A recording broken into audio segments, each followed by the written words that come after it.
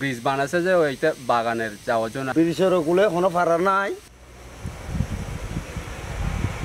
আশেপাশে নেই কোনো বসত বাড়ি, নেই চলাচলের কোনো রাস্তাও, তবুও মরাখালের উপর নির্মাণ করা হচ্ছে ৩০ ফুটের সেতু।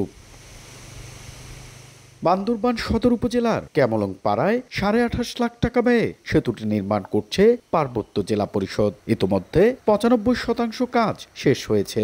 অভিযোগ উঠেছে পাশেই আমবাগানে যাতায়াতে সরকারি টাকায় নির্মাণ করা হয়েছে সেতুটি। ব্রিজ বানাচ্ছে যে ওইটা বাগানের যাওয়ার জন্য আর কি, ওখানে কোনো ওই পারো যাওয়ার জন্য রাস্তা নাই। ব্রিজের ওগুলো কোনো ফাড়া নাই।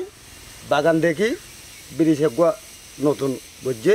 অবশ্য জেলা পরিষদের নির্বাহী প্রকৌশলীর দাবি, প্রস্তাবিত পার্ক ও রিসোর্ট নির্মাণের জন্য সেতুটি তৈরি করা হচ্ছে। নগদে ৫০০ টাকা বা তার বেশি পেমেন্টে পেতে পারেন ঢাকায় জমিসহ ২০ কোটি টাকার পুরস্কার। ওখানে একটা পর্যটন কেন্দ্র মানে স্পট তৈরি করা হবে। ওখানে যদি যাতায়াতের যদি জায়গা না থাকে তাহলে তো ওই জায়গাতে করতে পারবো না।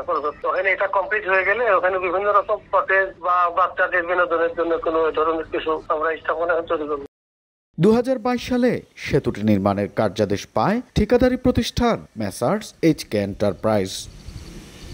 N A Zakir, Somoy Sangbad, Bandarban.